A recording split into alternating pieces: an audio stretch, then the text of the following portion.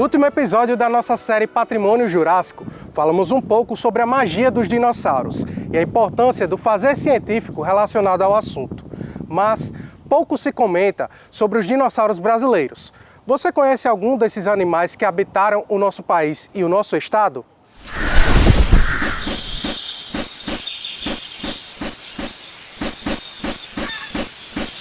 Ele tinha penas e o seu caminhar parecia de uma galinha, mas está mais para réptil do que para ave. A altura chegava a meio metro. As patas traseiras eram longas, propícias para correr, tinha agilidade para a caça e vivia em pequenos bandos. O Ubirajara jubatus, Bira para os mais chegados, foi um dinossauro que esteve há 110 milhões de anos no solo brasileiro. O animal habitou mais precisamente na bacia do Araripe, no Ceará. A primeira parte do nome tem origem indígena, no tupi, que significa Senhor da Lança. Já a segunda parte vem do latim, que significa conjuba. Ambas se referem a características físicas, lembrando a ideia de lanças entre o pescoço e ombros. Em 2020, durante a pandemia, houve a publicação de um artigo científico internacional sobre esse bicho ser o primeiro dinossauro com penas e que não é uma ave preservado no hemisfério sul do planeta.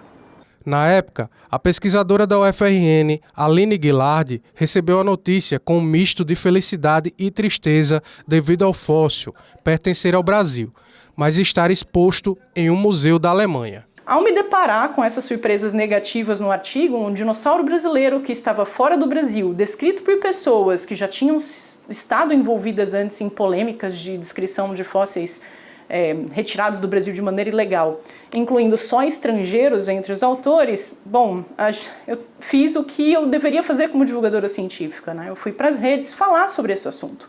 Expliquei qual era a importância daquele fóssil, mas também falei sobre as partes não tão legais desse estudo, né, que envolviam principalmente o fato desse fóssil tão importante que poderia significar tanto para a ciência brasileira estar lá fora. Foi nas redes sociais onde a Aline encontrou apoio para viabilizar o retorno do fóssil do Ubirajara para o seu local de origem, o Brasil. Ela publicou a hashtag UbirajaraBelongs2BR, que significa Ubirajara pertence ao Brasil. Esse foi o protesto, em que ela explicou os motivos pelos quais um material científico tão importante para o Brasil está nas mãos de outra nação, gerando atratividade para um museu alemão. A repercussão foi grande, gerando vários compartilhamentos de jornalistas, influenciadores, cientistas, demais interessados no tema e até a comunidade internacional. Pouco tempo depois, o artigo foi removido e essa foi a primeira grande conquista que envolve também, né, a criação dessa hashtag. A luta não acabou aí, né? O engajamento com a hashtag durou vários meses, foram muitos embates nesse período. Sempre que o museu onde estava o fóssil se pronunciava, as pessoas voltavam a usar a hashtag, mesmo sem necessariamente ter um incentivo para isso, porque elas já conheciam a história, já estavam envolvidas com a história. E um acontecimento foi muito particular nessa história toda. Foi quando, no meio de 2021, o museu onde esse fóssil estava lá na Alemanha faz um pronunciamento dizendo que ele não devolveria o fóssil ao Brasil como as pessoas que usavam a hashtag pelas redes estavam solicitando. Ainda ao longo da trajetória em busca da repatriação do Ubirajara, a Aline fez uma série de lives nas redes sociais, discutindo o tema e mostrando a importância para a sociedade. Em uma delas, alguns pesquisadores da área comentaram as implicações legais em relação ao assunto. Desde 1942, os fósseis são declarados patrimônio federal.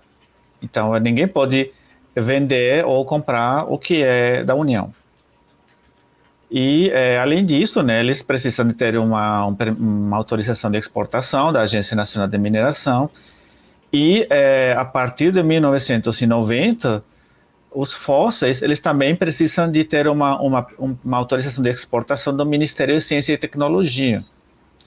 Porque tem outras leis que controlam que fósseis podem sair do Brasil e quais não podem. A pesquisadora relata que, com a declaração do museu, brasileiros deixaram mais de 12 mil comentários no perfil alemão. Mesmo com os administradores apagando os comentários, a página foi derrubada. Poucos dias depois, o artigo foi removido definitivamente do ar e houve o anúncio da devolução do fóssil ao Brasil.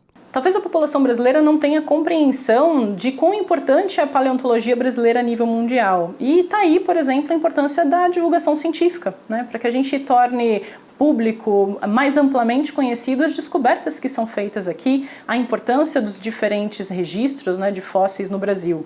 É comum você encontrar pessoas que sabem nomes de vários dinossauros dos Estados Unidos, por exemplo, mas pouca gente sabe o nome de um dinossauro brasileiro.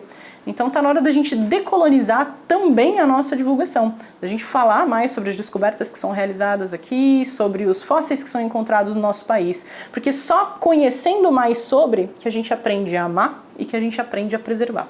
No próximo episódio da série Patrimônio Jurássico, vamos saber como foi a chegada do fóssil do Ubirajara no Brasil e toda a relação desse dinossauro com a comunidade indígena do Araripe. Até mais!